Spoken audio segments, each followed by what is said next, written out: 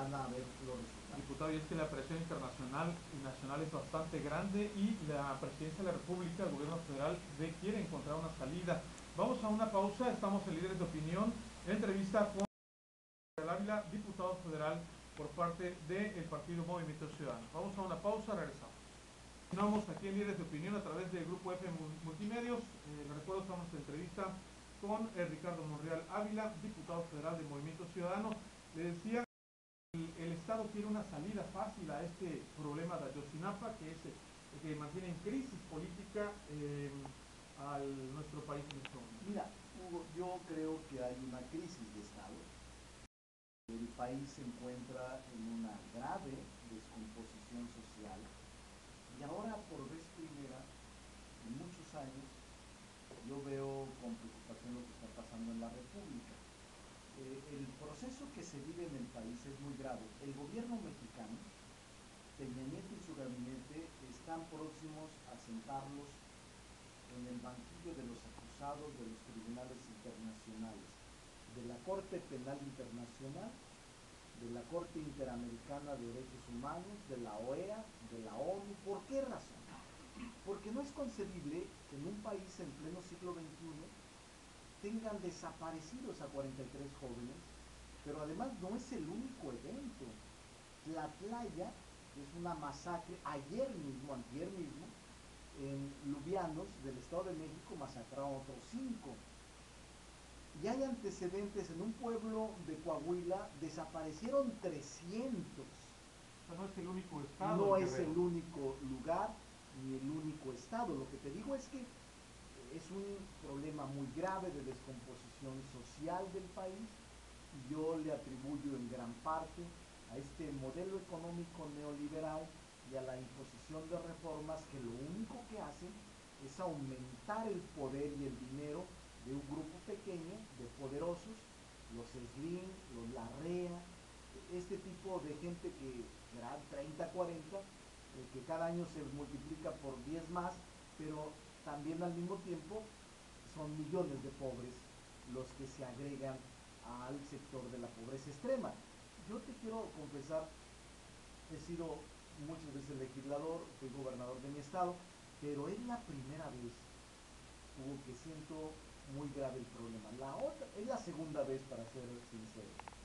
La primera ocasión que yo sentí esta preocupación y el enrarecimiento del clima social y político fue en 1994. Tú lo recordarás, con el magnicidio de Luis Donaldo Colosio.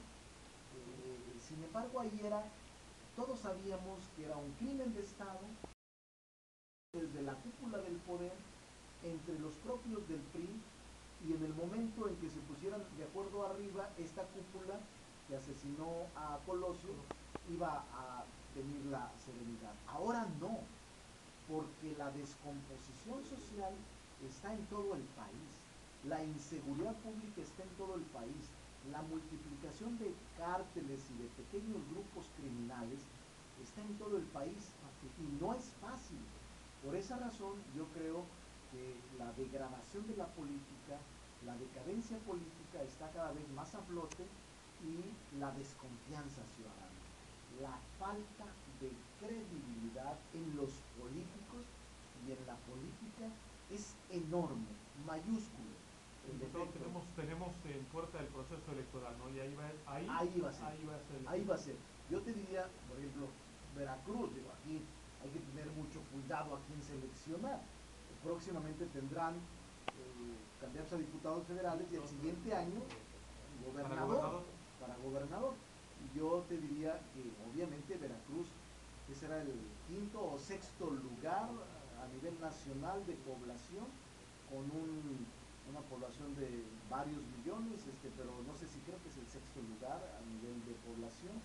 Primero es Estado de México, DF, no sé si cuarto o quinto lugar, no recuerdo. Pero Veracruz es muy importante y por eso vendrán las elecciones.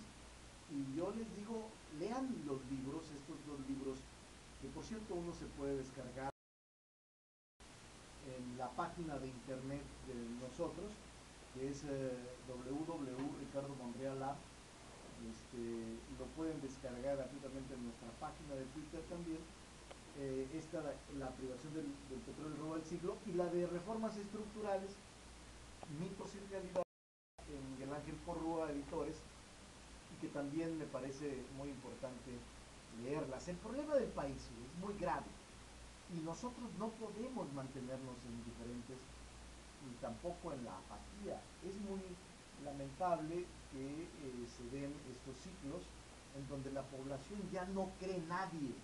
¿Qué efecto advertimos entonces en el próximo proceso electoral? Es decir, la gente pensante, la gente que no tiene compromiso con un partido, aquel elector natural, debido a todo este problema social que estamos viviendo a raíz de los efectos de las reformas estructurales, la reforma fiscal, laboral, ahora la energética, y los incidentes de violencia hacia los ciudadanos, ¿qué efecto se va a traducir en el próximo proceso electoral? Espero que no sea la indiferencia y la abstención.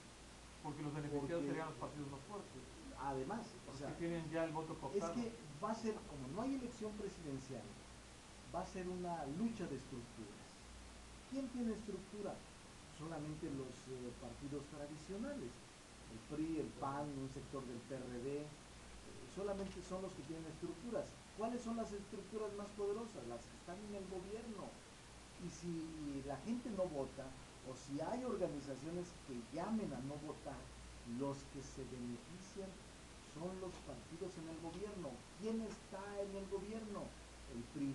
Para nosotros es lo mismo el PRI y el PAN. A mí me da mucha tristeza cuando voy ahora a desayunar que la gente está pensando en que la alternativa de cambio es el PAN.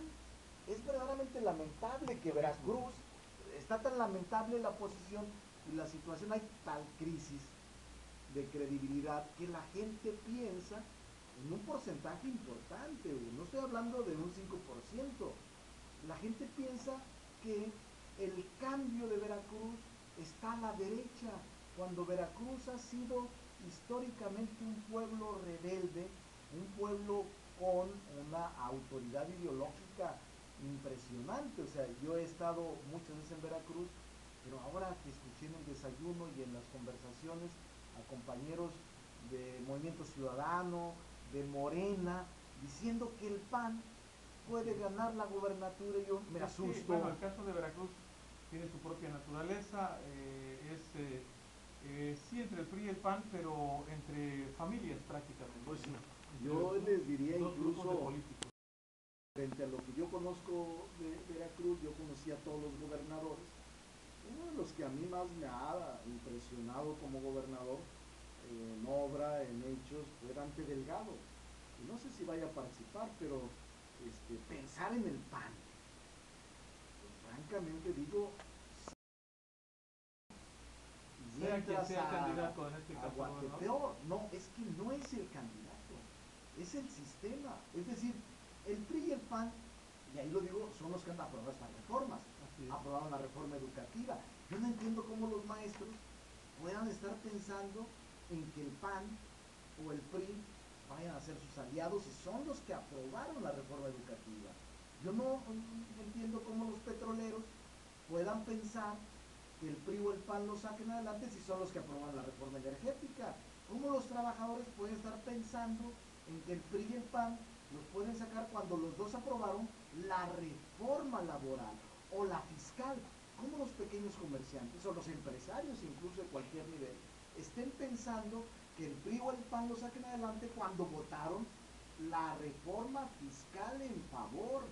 Ese es el tema de fondo. Han ido en todas. Bueno, vamos prácticamente en todas, salvo una, el PAN, y salvo una, el PRD, en todas han ido, y eso es lo del Pacto por México, en lo que nosotros estamos en contra. Muy bien. Vamos a una pausa, estamos en Líderes de Opinión a través del Grupo FM Multimedia. Estamos en su programa Líderes de Opinión a través del Grupo FM Multimedios en el 101.7 de FM desde Veracruz. Diputado, pues Ricardo Monreal Ávila, el coordinador del Partido Movimiento Ciudadano en la Cámara de Diputados Federal de la Ciudad de México, pues entonces el PRI y el PAN, en donde quiera que se les vea, son lo mismo. Para mí es lo mismo, y lo demuestro en la reforma, en las reformas que estoy analizando. Mire, por ejemplo, la reforma hacendaria, que fue el año pasado. El PAN presume mucho que votó en contra del IVA en fronteras. Y eso lo difundió en muchas partes. Pero lo que no sabe la gente es que en la Cámara de Diputados el PAN votó en favor la ley de ingresos, el presupuesto de egresos, la ley de responsabilidad hacendaria, el Código Fiscal de la Federación, y solo en una parte de la ley de ingresos votó en contra, pero en lo general votó en favor. Es decir, en el libro lo describo con toda claridad, pero yo afirmo que el PRI, el PAN, el Verde y el PANAL son lo mismo. Claro. Y que no le saca ningún beneficio a Veracruz estar pensando en que el PAN los va a sacar adelante porque tienen los mismos patrones, los mismos comportamientos, la misma pillería, son lo mismo. Entonces el electorado, los ciudadanos tienen que ir dando lectura seguramente con mucha atención a todos estos eventos que vienen, en los que se viene envolviendo el país en este momento, políticos violentos de inseguridad, para poder en su momento, cuando llegue el momento electoral, tener un criterio sí, bien amplio y hacer una buena decisión, ¿no? Por eso yo acudo mucho a las universidades, públicas, privadas, porque los jóvenes son los que representan un poco de alivio o un mucho de alivio a el comportamiento electoral futuro. Es decir, a los jóvenes hay que ir mostrándoles las dos caras del país. Uno, lo que la derecha hace, el PRI, el PAN y sus aliados, y otro, un modelo alternativo de nación. Unos aplicando el mismo modelo neoliberal que se ha aplicado desde Miguel de la Madrid hasta la fecha, y otros los que estamos pensando en la transformación profunda de la vida pública. Es que son diferentes y por esa razón yo te diría, Hugo, que la gente en las próximas elecciones tiene que cuidar mucho su voto, no aceptar que se vote en blanco, no aceptar dejar de votar. Tenemos que ejercer el derecho a votar, porque si no votamos van a seguir gobernando los mismos, con las mismas prácticas, con los mismos vicios. Los jóvenes podrían definir de alguna manera el rumbo en este caso Para mí, lo de Ayotzinapa, las universidades públicas que se han manifestado, incluyendo la UNAM, Poli, están despertando. Se dio un despertar en la elección del 2012, después de la irrupción esta que se dio en la Ibero con Peña Nieto, se dio un despertar insuficiente para ganar la elección. Pero esos jóvenes de ayer, de esa fecha, ahora están más maduros. Estoy seguro que se han sumado muchos jóvenes que están sufriendo los impactos de reformas neoliberales, que los tienen en el desempleo, que los tienen en la falta de alternativas, que tienen involucrados lamentablemente engrosando el crimen organizado. Oiga, pero ahora a toda la gente, el hecho de que en primer lugar el gobierno federal con sus reformas, en lugar de alentar la actividad económica de nuestro país, ha provocado una desaceleración.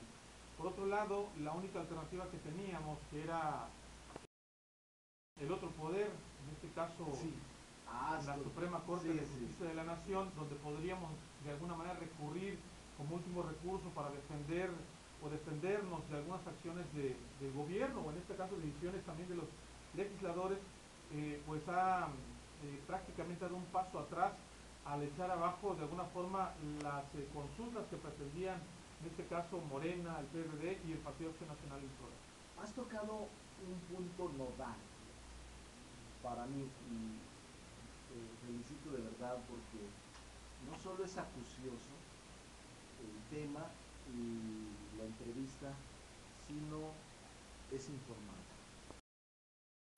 De verdad felicito a Veracruz por tener este espacio, porque no es fácil encontrar ni apertura ni menos este grado de análisis tan juicioso. En efecto, yo creo que tenemos un problema delicado. la inexistencia de poderes autónomos, porque se deciden por la mayoría del PRI y del PAN, que es lo mismo que estamos diciendo. ¿Cómo se decide y se elige a un ministro de la Corte? Con la mayoría del Senado. ¿Quién tiene la mayoría en el Senado? El PRI y el PAN. Entonces ponen incondicionales del PRI y del PAN. Y ahora han resuelto que las consultas no proceden porque están mal planteadas o porque debió haberse preguntado otra cosa. Lo que hace la Corte es negar el ejercicio de expresión ciudadana, que a nadie le resultaría incómodo que la gente decida el futuro de la reforma energética. Los que están de acuerdo legitimarían la decisión y los que estamos en contra pues no respetarían el que estemos en contra y modificaríamos la privatización del petróleo. Pero la Corte ha negado este derecho elemental y por eso digo que has tocado un tema clave. Entonces, por un lado las reformas, como tú bien lo dices, nos desalientan. Y por el otro lado, que puedes acudir a poderes autónomos, no lo son, sino que son órganos, in, unos órganos totalmente corruptibles, corruptos, y órganos dependientes y subordinados al gobierno y a los poderosos. La Corte es eso, lamentablemente. La Corte está llevando a la justicia a que haya solamente justicia para los poderosos, al mejor postor. Decía en una entrevista el doctor Carrancá que los ministros de la Corte en este momento responden a intereses retorcidos, Así turbios. es. Bueno, ¿y cómo no van a cuidar? Imagínate que